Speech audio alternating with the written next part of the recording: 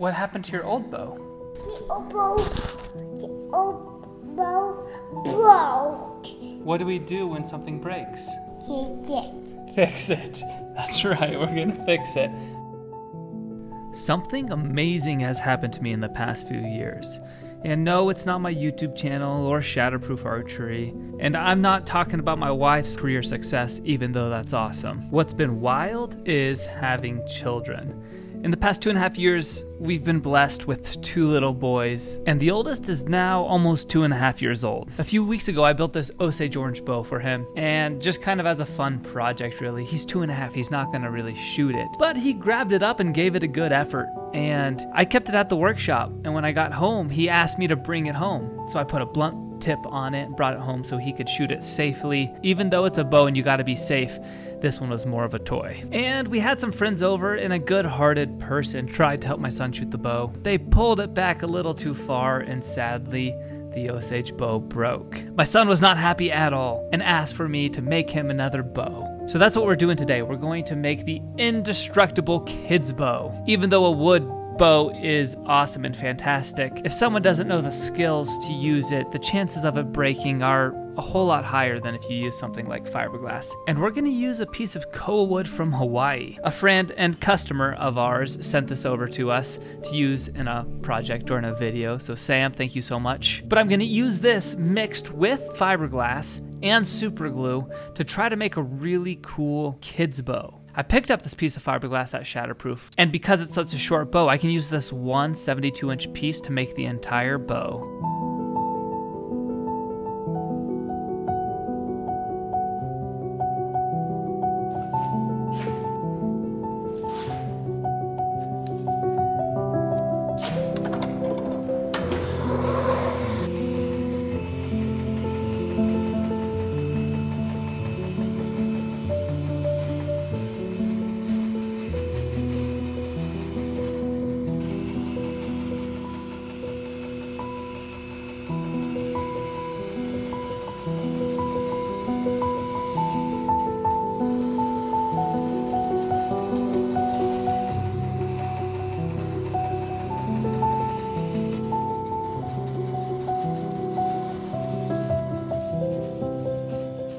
One of the things I don't know is what poundage we're gonna come out to. And a longer bow will create a lower poundage bow, and a shorter bow is gonna create a higher poundage bow.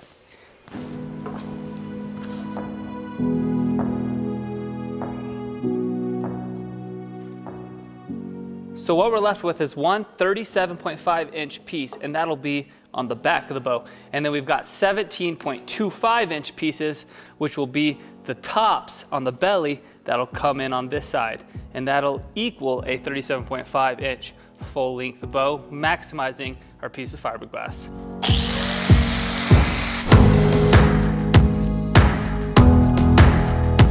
So this is the orientation we're going for. Fiberglass on the back, fiberglass on the belly, handle in the middle. Now I'm gonna change the angle of the fade outs a little bit, but remember, this is for a 2.5-year-old. So that's why I'm not adding bamboo or anything in the middle, because I want it to be really flexible and really easy to pull back. The goal ain't strength, the goal is fun. The fiberglass will get stronger. It will get stronger as the glue cures. When there's glue in here, it's going to combine those 2 pieces of fiberglass, and it will not be this weak. It'll be much stronger than that.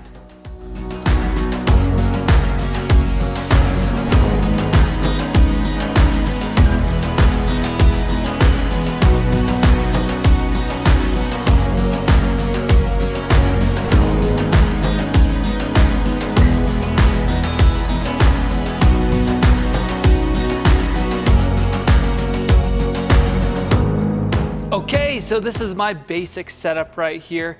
I've flattened this piece of Osage so I can have kind of a form to put it onto.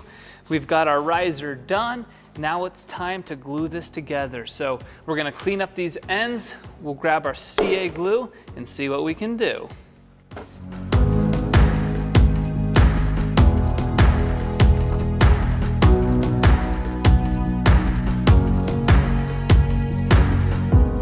My only concern right now is the fade outs, that it's gonna be too quick. So I'm gonna grab these tiny veneers, they're about 15 thousandths of an inch, and I'm gonna put them underneath the wood so we have a more gradual fade into the limb.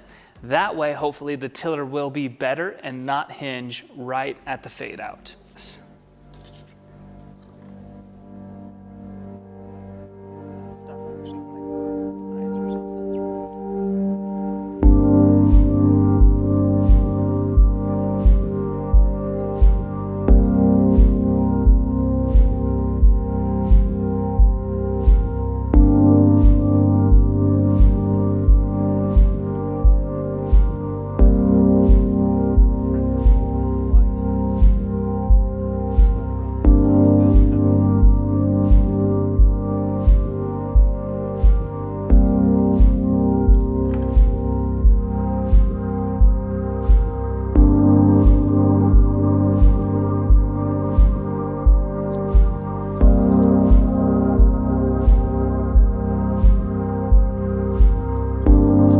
So with this, you shouldn't need a lot of pressure because our base is flat, the two pieces of fiberglass are flat, and so where you need most of the pressures in the fade outs in here, but it doesn't need a lot of pressure. So I'm just using these spring clamps, and hopefully that'll hold good enough for this bow. And if it doesn't, we'll learn something and do something different.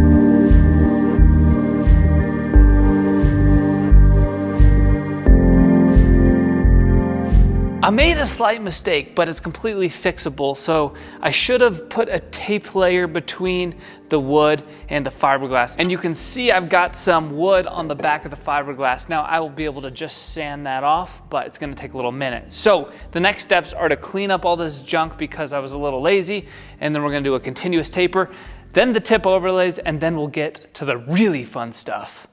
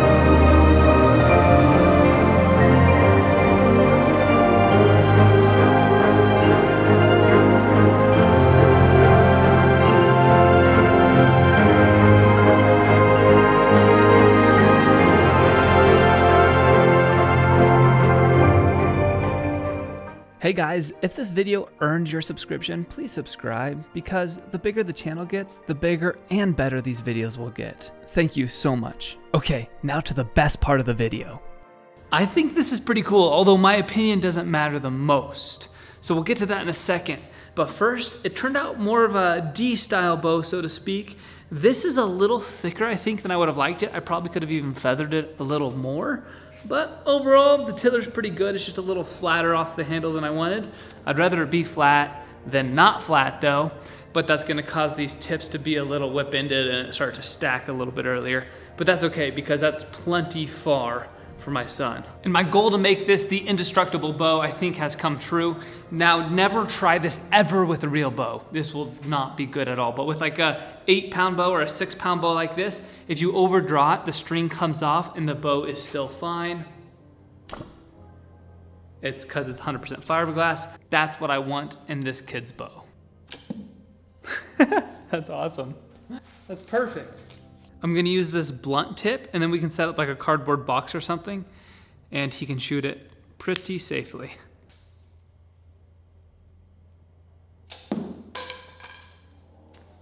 It's a bow. It's a bow. Bow. What is it? It's a bow. You wanna shoot it? Yeah. All right, let's go in the backyard. Then I make it a new bow. Taking a new bow. Then I can go put it. All the way. Just, there you go, now let go.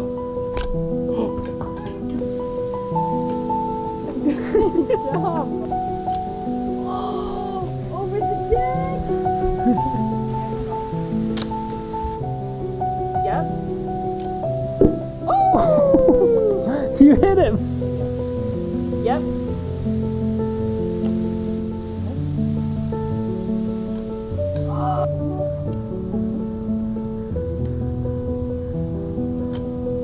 Whoa! You almost hit the slide. That was a good shot.